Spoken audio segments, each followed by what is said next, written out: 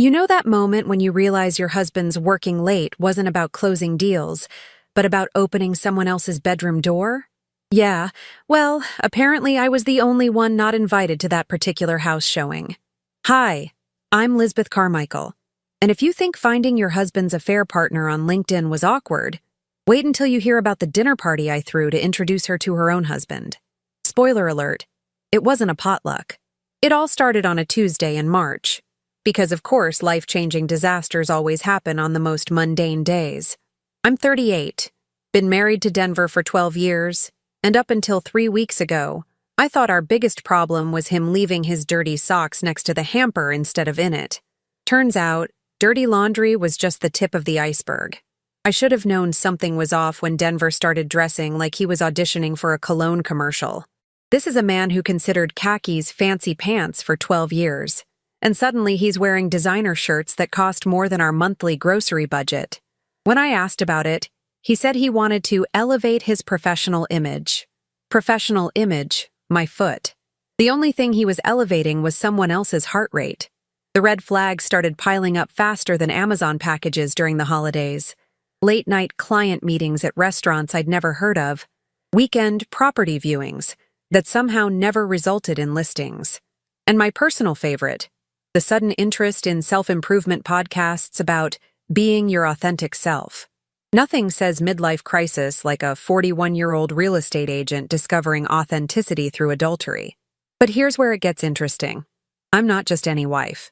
I'm a marketing director at one of Atlanta's top firms, which means I have access to tools that would make the FBI jealous and a suspicious mind that's been professionally trained to spot inconsistencies.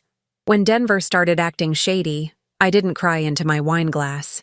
I opened up my laptop and got to work. First stop, his phone bill. Now, before you judge me, I pay the bills in our house. It's not snooping when it's literally your account. And holy moly, what a goldmine that was. Hundreds of texts to a number I didn't recognize, always during business hours.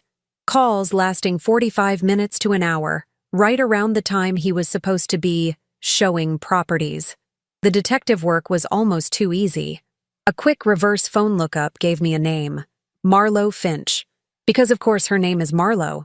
It sounds like something you'd name a character in a romance novel, where the heroine has unnaturally perfect hair and an inexplicable ability to renovate Victorian houses.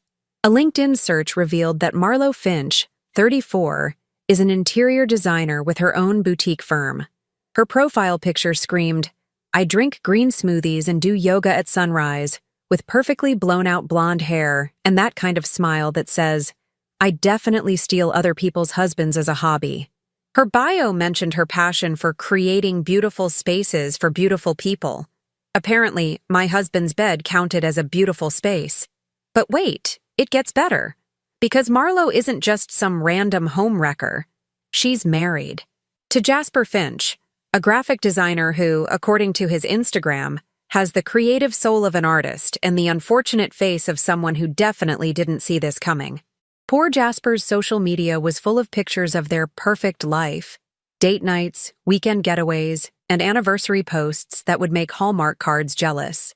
Now, here's where most wives would confront their cheating husbands with tears, accusations, and probably some thrown objects. But I'm not most wives. I've spent my entire career crafting campaigns that get people's attention. And honey, I was about to launch the marketing campaign of my lifetime. The plan started forming faster than you could say home wrecker. See, Denver and his little interior decorator had a routine. Every Thursday at 12:30, they'd meet at the Capitol Grill downtown. I know this because I followed them. Twice. Don't judge me. Desperate times call for desperate measures. And my marriage was basically the Titanic at this point. The Capitol Grill, because nothing says I'm destroying my marriage like overpriced steaks in a restaurant where the breadbasket costs more than most people's lunch. They had their little corner booth, probably thinking they were so clever, so discreet. Denver would arrive first, order a whiskey neat like he was some kind of sophisticated gentleman instead of a suburban dad who gets excited about riding mowers. Then Marlo would sashay in wearing outfits that cost more than my car payment, and they'd sit there playing footsie under the table like teenagers. Watching them together was like witnessing a really bad dinner theater production. Denver was trying so hard to be charming, laughing at everything she said like she was Dave Chappelle instead of a woman whose biggest life achievement was probably picking out throw pillows. And Marlo? She was eating it up like it was the last piece of chocolate cake at a Weight Watchers meeting. That's when the most beautiful, diabolical idea hit me. If they wanted to play house, I was going to give them the full family experience. But first, I needed to meet the other victim in this little soap opera. Jasper Finch worked at a creative agency about 10 minutes from my office. His LinkedIn showed he specialized in brand identity and digital design. Basically, he made logos for companies that wanted to look more important than they actually were. Perfect. I could work with that. I spent the next week crafting the perfect email. Professional, intriguing, and completely innocent. I introduced myself as a marketing director looking for a graphic designer for a new campaign. Nothing suspicious about that. It happens every day in Atlanta's business scene. I suggested we meet for lunch to discuss the project. And where did I suggest we meet? You guessed it. The Capitol Grill. On a Thursday, at 12:30. The beauty of this plan wasn't just the confrontation. It was the complete and utter public humiliation that would follow. Denver thought he was so smart, so careful. Marlo probably felt like she was starring in her own romantic movie, but they were about to get a reality check that would make them wish they'd never learned each other's names. Because here's the thing about affairs. They're built on secrets, lies, and the thrill of getting away with something. Take away the secrecy, and suddenly it's not so exciting anymore. It's just two selfish people destroying 4 lives for a few moments of feeling special. I had 1 week to prepare for the performance of my lifetime. 1 week to plan the most epic introduction in the history of suburban Atlanta drama. And trust me, I was going to make it count. The week leading up to Operation Family Reunion, yes, I named it, because if you're going to orchestrate the destruction of your marriage, you might as well give it a proper title, was like preparing for the Olympics of passive-aggressive warfare. And let me tell you, I was going for the gold. Jasper responded to my email within 2 hours, which told me 2 things. 1, he was eager for new business, and 2, he had absolutely no idea his wife was playing interior decorator with my husband's feelings. His response was professional, enthusiastic, and heartbreakingly innocent. I'd love to discuss your project over lunch. The Capitol Grill sounds perfect. I've heard great things about their business lunch atmosphere. Oh, Jasper. Sweet, clueless Jasper. The business lunch atmosphere was about to get very, very interesting. Meanwhile, at home, Denver was putting on an Academy Award-worthy performance as the devoted husband. He'd started this new thing where he'd kiss my forehead before leaving for work, like he was trying to absolve himself of his sins through small gestures of fake affection. "Have a great day, babe," he'd say, probably thinking about how he was going to have an even better afternoon with Miss Interior Design Barbie.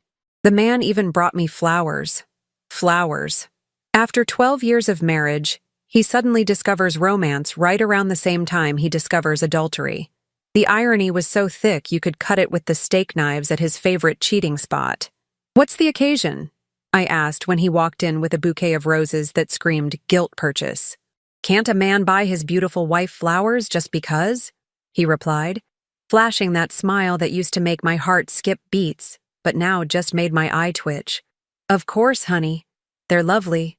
I put them in a vase, thinking about how I was going to enjoy watching him explain this sudden burst of romantic inspiration to Marlo when she inevitably asked why he seemed distracted during their little love lunches. The really twisted part? Part of me was almost impressed by his commitment to the charade. Denver was putting more effort into hiding his affair than he'd put into our actual relationship in the past 2 years. He was planning romantic gestures, paying attention to details, and actually listening when I talked. All skills that apparently only emerged when he had something to hide. But the universe has a sense of humor, because the very day before our scheduled family introduction, Denver came home with a story that almost made me choke on my wine. "You'll never believe what happened today," he said, loosening his tie like he'd just survived a particularly challenging day of betraying his marriage vows.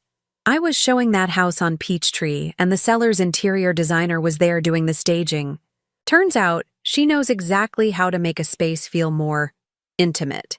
I nearly spit out my Chardonnay. The audacity of this man to come home and essentially tell me about his affair while disguising it as a work story was next-level narcissism. But I played along because I'm nothing if not a professional. Oh, really? What did she suggest? Just little touches. Softer lighting, more personal elements. She said the right touches can make any space feel like home. He was looking at me with this dreamy expression, probably remembering whatever personal touches Marlo had been giving him. Sounds like she really knows what she's doing, I replied, thinking about how she was about to find out exactly what I knew about doing. Maybe we should hire her for our place sometime. Denver nearly dropped his drink. Oh no, I don't think... she's probably really expensive. And we don't really need... Our house is fine the way it is. Sure, Denver. Our house is fine. But apparently Marlo's interior design skills were exactly what you needed for your midlife crisis. The mental gymnastics this man was doing could qualify him for Cirque du Soleil. That night, as Denver slept peacefully next to me, probably dreaming about crown molding and inappropriate workplace relationships, I finalized my preparations. I'd researched everything about Jasper Finch that the internet had to offer. His company's portfolio, his design aesthetic, even his college fraternity pictures that someone definitely should have untagged by now. The man was actually talented. His design work was clean, sophisticated, and showed real creativity. He'd worked with some impressive clients and had won a couple of local awards. In other words, he was exactly the kind of person who deserved better than a wife who scheduled her marriage destruction around lunch specials. I also spent some time studying Marlo's social media, because know your enemy, right? Her Instagram was a carefully curated shrine to her perfect life. Morning yoga sessions, acai bowls that cost more than most people's entire breakfast, and approximately 47 different angles of her and Jasper's kitchen renovation. Every post had these incredibly vapid captions about living your best life and choosing joy, which was apparently code for choosing other people's husbands. My personal favorite was a post from 2 weeks ago, right around the time her little affair was heating up, where she'd written this long caption about the importance of authentic connections and being true to yourself. The comments were full of her friends praising her wisdom and authenticity. If they only knew that her idea of authenticity was authenticating her marriage vows with someone else's husband. But here's what really got me. Jasper's comments on her posts were genuinely sweet. Heart emojis, inside jokes, little references to shared memories. This man was clearly head over heels in love with his wife, completely oblivious to the fact that she was using their marriage as a cover story for her extracurricular activities. The night before the big day, I couldn't sleep. Not because I was nervous. I was actually looking forward to it like a kid before Christmas.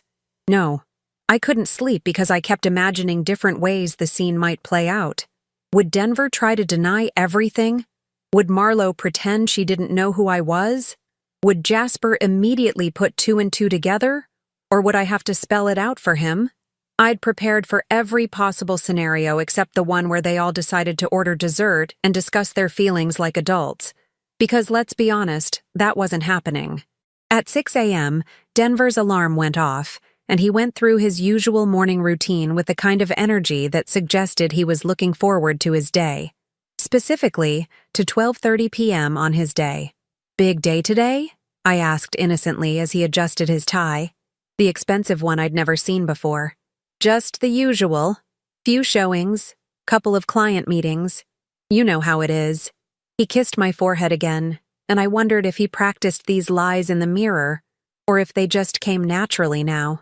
Well, have a great lunch, I said, putting just enough emphasis on the word lunch to make him pause for half a second. Lunch? Don't you usually grab lunch around 12:30? I noticed you've been eating out a lot lately. His recovery was smooth. I'll give him that. Oh, right. Yeah, probably just a quick sandwich between appointments. Nothing special. Nothing special. I was about to show him exactly how special his lunch was going to be. After he left, I spent an hour getting ready for what I'd started thinking of as my debut performance. Professional but approachable. Confident but not threatening. The kind of outfit that said successful businesswoman rather than scorned wife planning revenge. I chose a navy blazer, crisp white shirt, and my lucky heels. The ones I wore to presentations where I absolutely had to nail it.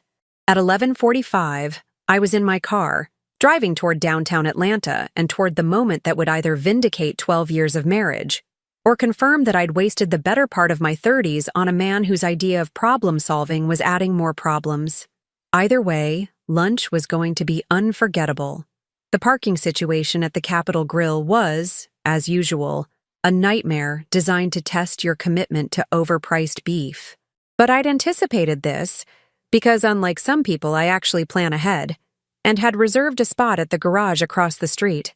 As I walked toward the restaurant, I spotted Denver's silver BMW parked in what he probably thought was a discreet location behind a delivery truck.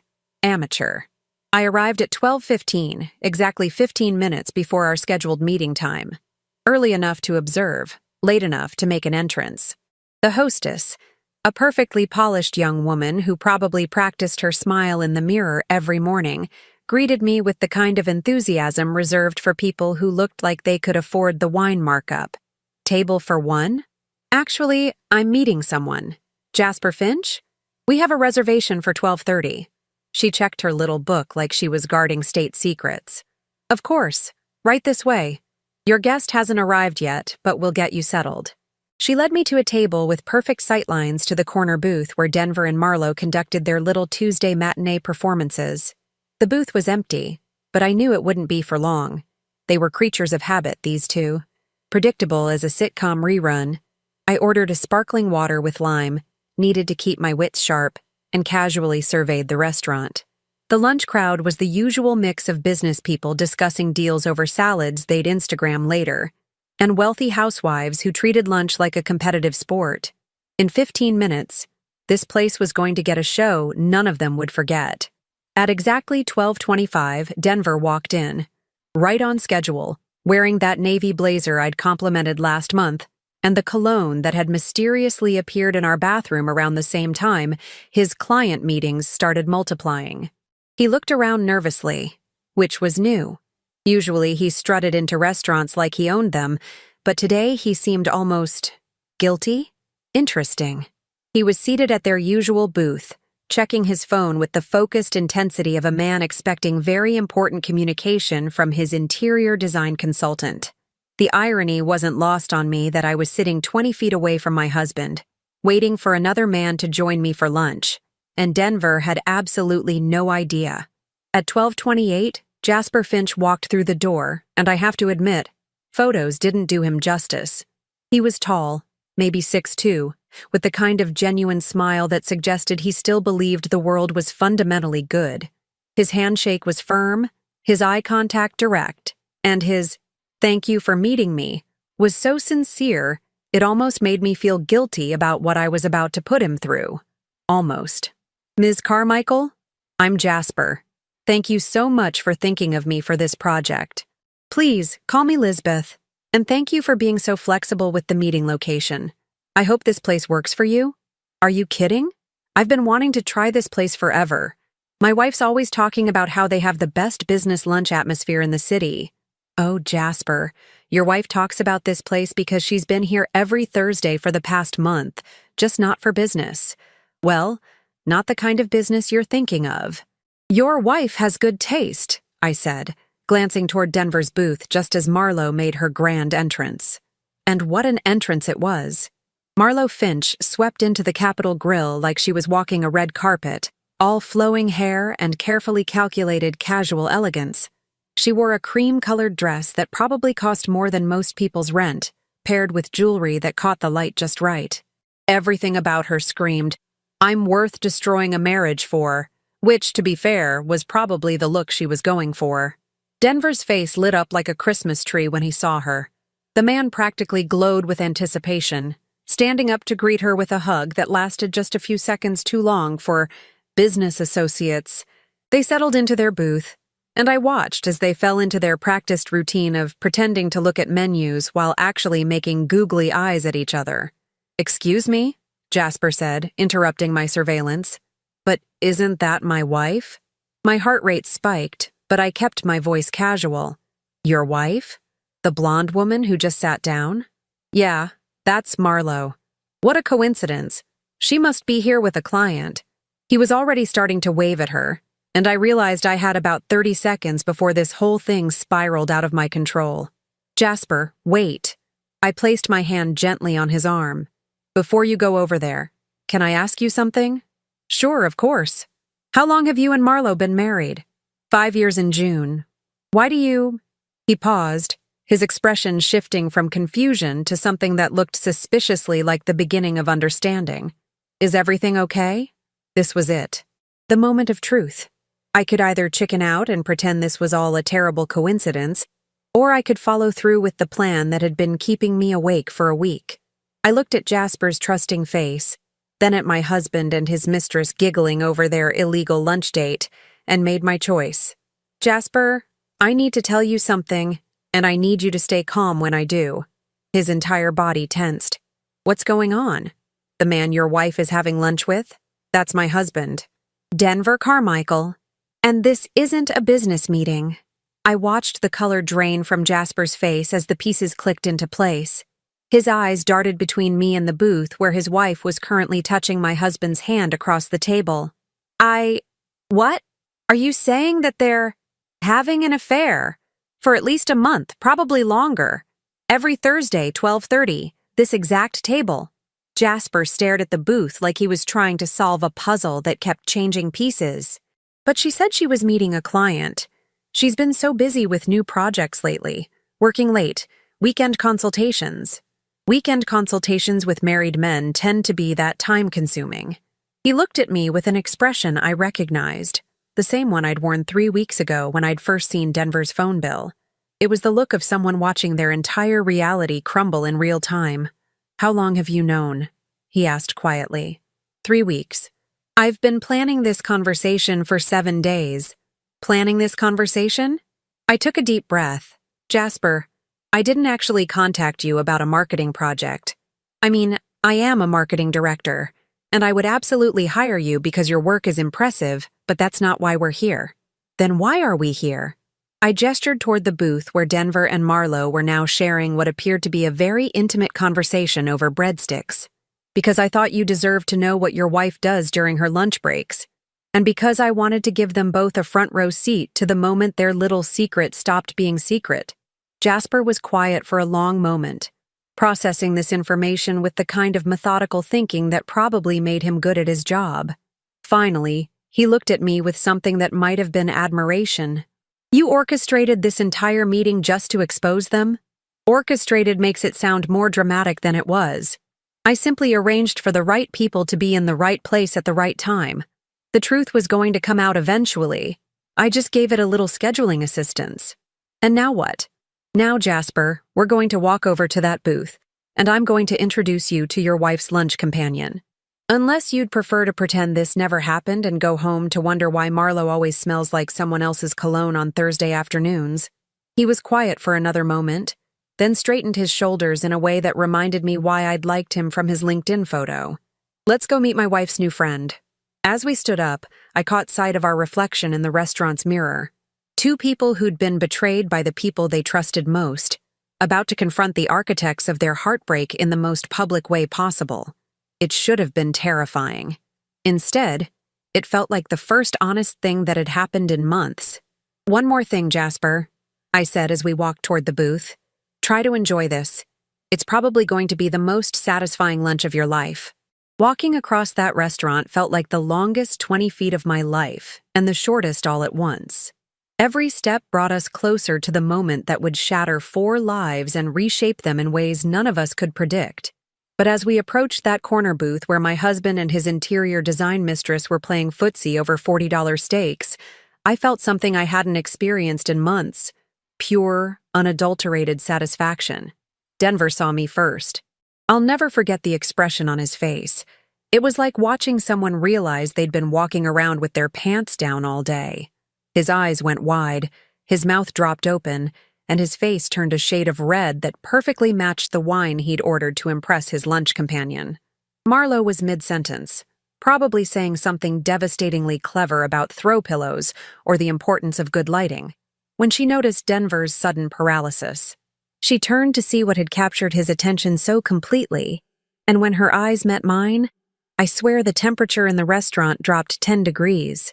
But the real magic happened when she saw Jasper standing next to me. If Denver looked like someone who'd been caught with their pants down, Marlo looked like someone who'd been caught burning down the house and was still holding the matches. "Well, well, well," I said, sliding into their booth uninvited, forcing them to scoot over like scolded children. "What a delightful coincidence running into you two here." Jasper remained standing, which gave him a psychological advantage I hadn't anticipated but absolutely loved. He towered over the table like a particularly handsome storm cloud, his expression unreadable, but definitely not happy. "Denver," I continued, my voice dripping with the kind of fake sweetness you use when you're about to deliver devastating news, "I'd like you to meet Jasper Finch. Jasper, this is my husband, Denver." Denver managed a weak handshake, probably hoping this was some kind of terrible misunderstanding that would resolve itself if he just played along. Nice to meet you." "And Marlo," I turned to the woman who'd been redecorating my marriage without permission, "I believe you already know Jasper.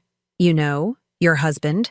The silence that followed was so complete you could have heard a breadcrumb drop. The entire restaurant seemed to hold its breath, sensing that something dramatic was unfolding but not quite sure what. Even the business executives at the next table stopped discussing their quarterly projections to eavesdrop. Marlo finally found her voice, though it came out about 3 octaves higher than normal. "Jasper, what are you doing here?" "Having lunch," he replied calmly. "With Lisbeth. We were discussing a business project." The irony was beautiful.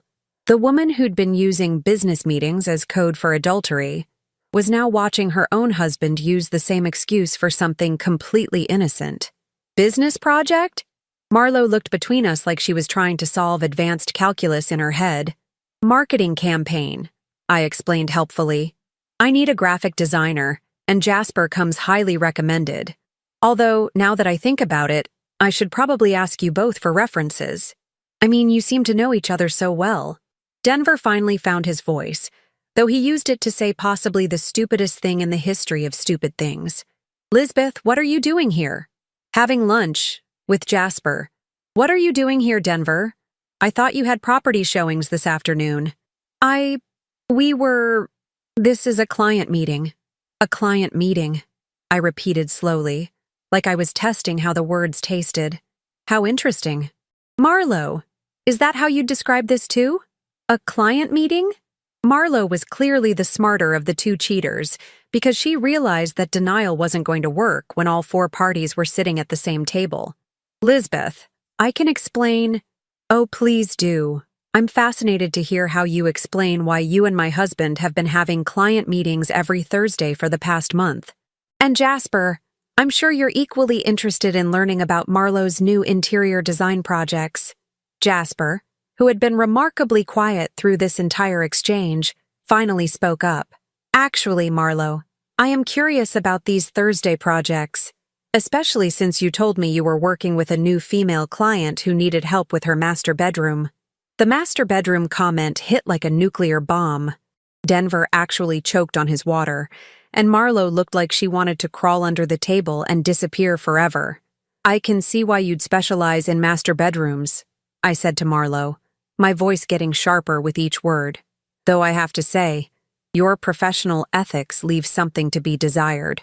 Most interior designers don't sleep with their clients' husbands." That did it. The dam burst, and the truth came flooding out in all its ugly glory. "It's not what you think," Marlo said desperately, which is what everyone says when it's exactly what you think. "Really? Because what I think is that you've been having an affair with my husband while pretending to love yours. What I think is that you've been lying to everyone in your life so you could feel special for a few hours every week. What I think is that you're the kind of person who destroys families for fun." Jasper sat down heavily, like the weight of the revelation had finally hit him. "How long?" he asked quietly. Denver and Marlo looked at each other, probably trying to decide who should confess first. Neither of them volunteered. 6 weeks, I said, since they seemed to have forgotten how to speak. Started with a legitimate business consultation about staging a property. evolved into whatever this pathetic display is supposed to be. 6 weeks, Jasper repeated, and I could see him mentally reviewing the past month and a half, probably remembering all the times Marlo had been working late or meeting clients on weekends. The restaurant had gotten noticeably quieter around us. Our little drama was apparently more entertaining than the usual business lunch conversation, and we were drawing attention from tables all over the dining room. Perhaps we should take this somewhere more private, Denver suggested, finally showing some awareness of their public humiliation. Oh no, I said firmly. I think this is the perfect place for this conversation. After all, this is where you two decided to conduct your relationship. It seems fitting that it should end here too. End? Marlo's voice cracked on the word. Well, surely you didn't think this could continue now that everyone knows. Or were you planning to send calendar invites for your affair? Weekly adultery meeting, RSVP required. Jasper stood up abruptly. I need some air, he announced, and walked away from the table without another word. I watched him go, feeling a pang of genuine sympathy. Whatever else happened today, Jasper was the innocent victim in all this, and seeing his world crumble in real time wasn't nearly as satisfying as I'd expected it to be. But my sympathy for Jasper didn't extend to the two cheaters still sitting across from me, looking like children who'd been caught drawing on the walls with permanent markers. Congratulations, I told them. You've officially destroyed 2 marriages in the span of 1 lunch. That might be some kind of record. Denver tried one last desperate play. Lisbeth, can we please discuss this at home? Privately? Privately? Like how you've been privately destroying our marriage for 6 weeks? I don't think so, Denver. I think we're way past private conversations. I stood up, smoothing my skirt and picking up my purse with the kind of dignity I'd been practicing in my head for days. Enjoy your lunch, I told them. I hope it was worth it. And with that, I walked away, leaving my cheating husband and his mistress to deal with the wreckage of their choices, the stares of an entire restaurant, and a check for 2 meals they probably couldn't even taste anymore. Outside, I found Jasper leaning against the building, looking like a man who'd just watched his entire life rearrange itself without his permission. How are you holding up? I asked. He looked at me with something that might have been respect. You planned all of this, didn't you? This wasn't just about exposing them. It was about making sure they faced the consequences publicly. They made their choices publicly. Every Thursday, in that restaurant, in front of everyone. I just made sure everyone knew what they were really seeing. And now what happens? I looked back at the restaurant, where Denver and Marlo were probably having the most uncomfortable meal of their lives. Now they get to figure out if their great love story was worth losing everything else. As it turned out, it wasn't. 8 months later, I'm sitting in my newly redecorated home office. Yes, I hired an interior designer, and no, it wasn't Marlo. Sipping coffee and reflecting on how dramatically life can change when you stop accepting other people's poor choices as your personal problems. The aftermath of our little restaurant reunion played out exactly like a badly written soap opera, except with better lighting and significantly higher legal fees. Denver moved out 3 days after our public confrontation, probably because coming home every night to face the woman who'd orchestrated his public humiliation was killing whatever remained of his male ego. He rented a studio apartment in Midtown, the kind of place 25-year-olds live when they're still figuring out their lives. Perfect for a 41-year-old man having a midlife crisis. The divorce was finalized last month, and let me tell you, having concrete evidence of infidelity makes property division negotiations significantly more favorable.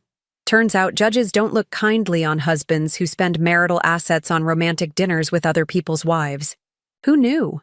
But here's the really interesting plot twist that even I didn't see coming. Jasper called me 2 weeks after the restaurant incident. Not to yell, not to blame me for exposing his wife's affair, but to thank me. Apparently, Marlo's cheating was just the tip of the iceberg in what he described as the most toxic marriage this side of a reality TV show. Marlo had been systematically undermining Jasper's confidence for years, convincing him his photography business was a cute hobby, and that his artistic vision was commercially unrealistic. She'd isolated him from friends, criticized his appearance, and made him believe he was lucky to have her attention. Sound familiar? Except while Denver had just been a garden variety cheater with commitment issues, Marlo was operating at a whole different level of manipulation. The more Jasper and I talked, initially about legal strategies and divorce proceedings, the more I realized we'd both been married to emotional vampires. The difference was, Denver was just selfish and immature. Marlo was calculating.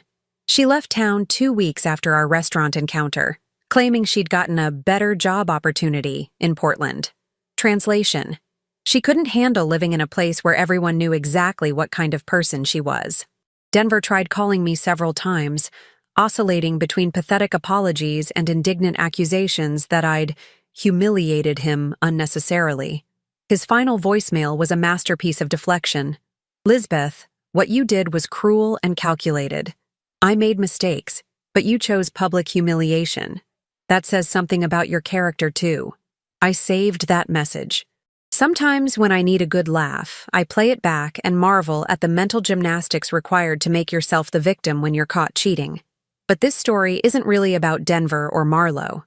It's about what happened next. Jasper and I started meeting for coffee once a week, initially as a support system for two people navigating messy divorces simultaneously. What struck me most about Jasper was his incredible talent. The photography portfolio Marlo had convinced him was not commercially viable was exactly what my marketing firm needed. 6 months later, Jasper became my company's official head of visual content. His photography elevated our campaigns beyond anything we'd achieved before, and our client retention rate increased by 35%. But more than that, watching Jasper rediscover his confidence was like witnessing someone learn to breathe again. We were both healing, both rebuilding, and somewhere in that process, friendship evolved into something deeper. Not the desperate rebound romance of two wounded people, but the steady, mature connection of two adults who'd learned what they actually wanted. The Denver situation resolved itself with anticlimactic efficiency. He moved to Chicago about 4 months after our divorce, apparently chasing another career opportunity. I heard he's dating someone new, a woman in her late 20s who works in social media marketing. I genuinely hope it works out better than his previous attempts at adulting. Last month, Jasper and I moved in together. The house we bought has a beautiful home office for me and a photography studio for him. We host dinner parties where guests actually enjoy each other's company, where nobody's walking on eggshells or managing someone else's emotions. Now, if you'll excuse me, Jasper's making dinner, and we have a photography exhibition to plan. Turns out life gets remarkably easier when you're partnered with someone who actually wants to see you succeed. Who would have thought that discovering your husband's affair could lead to discovering your own worth? Sometimes the best revenge isn't getting even, it's getting better.